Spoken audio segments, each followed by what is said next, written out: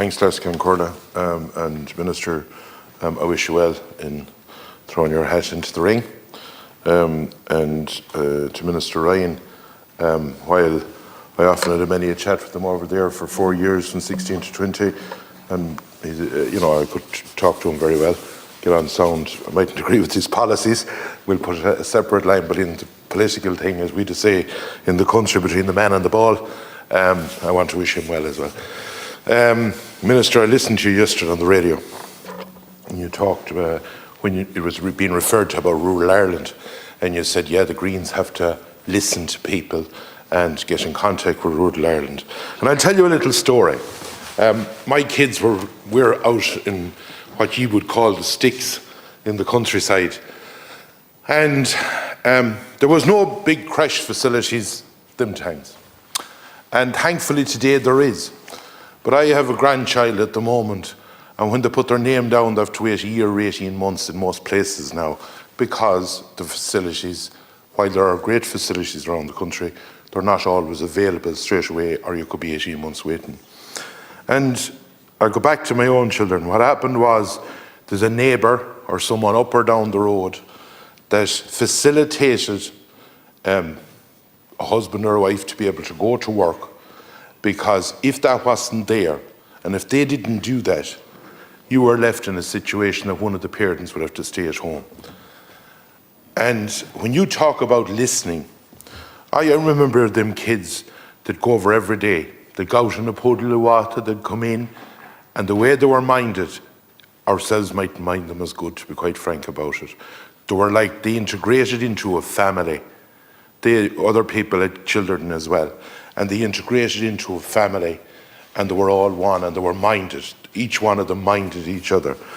And there was no special training, there was no nothing, but what there was a motherly instinct and a fatherly instinct from the father and mother that was in that house that looked after them.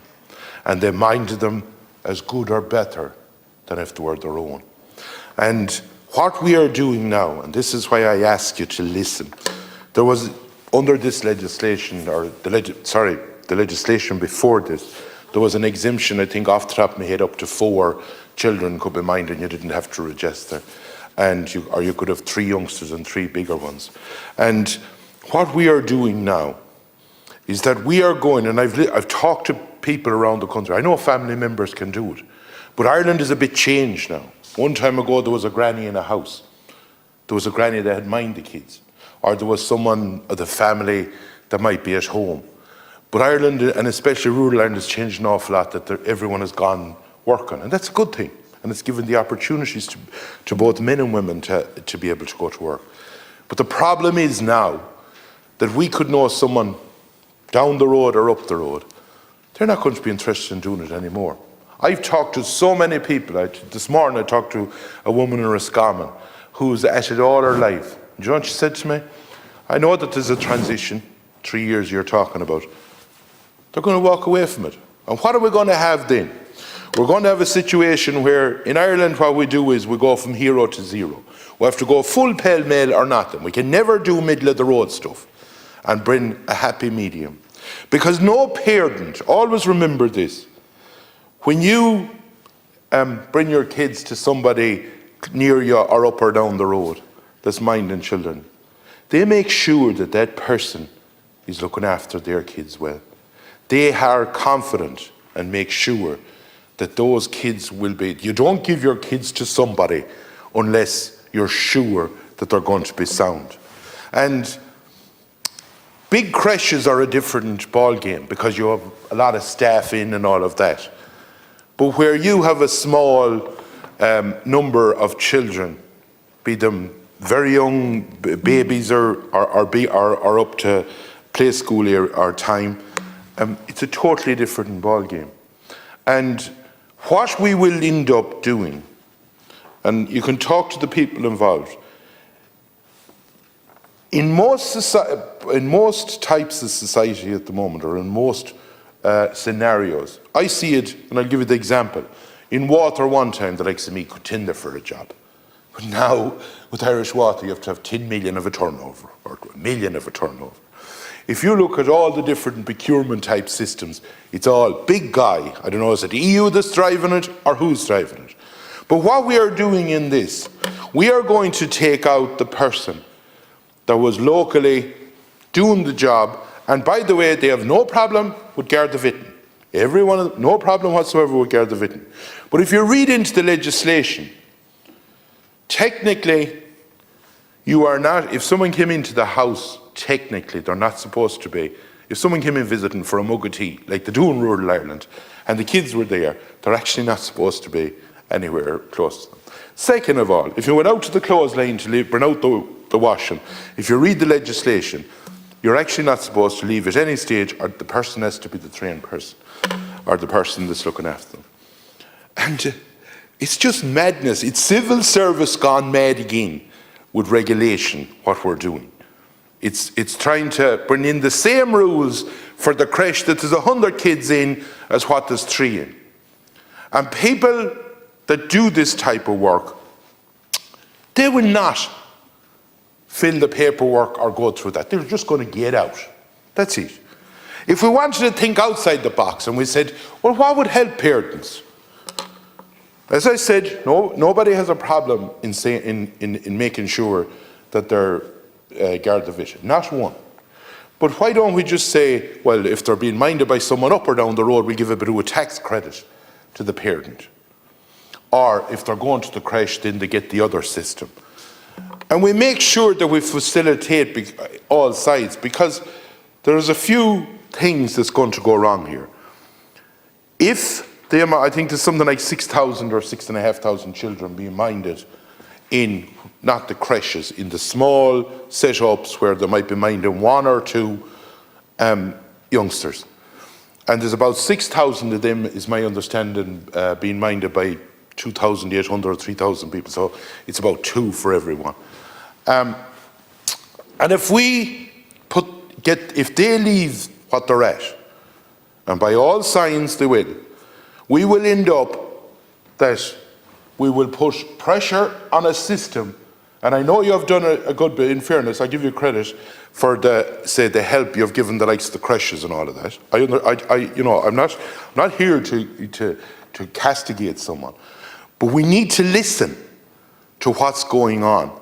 And if you knew anything, and I know it's hard, as a man says, you're from maybe a city constituency, but if you knew anything about the more rural areas, it's someone up or down the road that will always mind the child for somebody.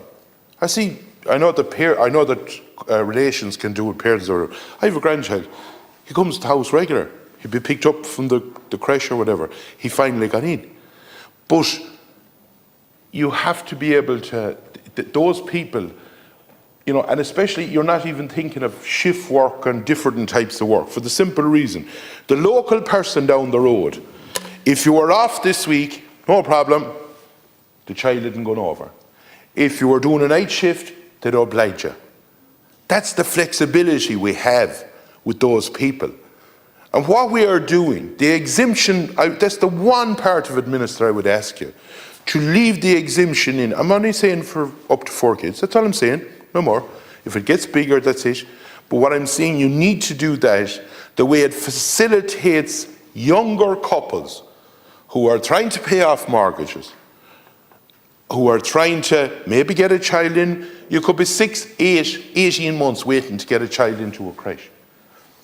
And while you're waiting for that, you need to be able to have someone that will look after your child. And I don't want to pose in a bill. I don't want doing that. But I would ask you to comment when you go talking, Minister, to ask, will you give that exemption? Because I don't want to be calling votes or anything. But I do feel so strongly that those people will walk away. We know the nuts and bolts of the rural areas. And the one thing I listened to you, that you said you were going to listen to the rural people's voices. And I would ask you to please consider that, rather than us calling a vote about it and we over and back arguing. I don't mind anything about Garda Vitten, anything like that. There's not a problem that way. But we don't see the problem that will fester in a lot of areas where we may not have the child accommodation and the facility. A lot of creches close at 6 in the evening or 7 in the evening. Them people, if you are held up or whatever, they always facilitate the families. And I would ask you to please consider that and comment on it when you go speaking again. I'm not going to go taking up a heap of time on it, but it's a thing that our kids were reared by a neighbour, and you couldn't praise them enough. And do you think that person will go at it today? Not a chance. There's talk about tushla and there's talk about, it's like using a big whip on something that's only a small industry that's helping so many people around this country. And I agree, I have no problem with the regulation you have on creches and all that, no problem. But sometimes we're starting to go over the top with a lot of this, while child safety of the utmost, I agree with that. But always remember one thing, no parent will drop their child to someone up or down the road. They have them well checked out, better than any state will ever do. They'll make sure, they know that person well, they're probably their friends. And that generally the person that's minding them, the mother of that house, she would have reared a family or she'd be reared in a family. And you would pick them out as leaders in society. And now we're going to drive them away with this thing called more regulation that we love to do in this country, of a service that no one could put a price on.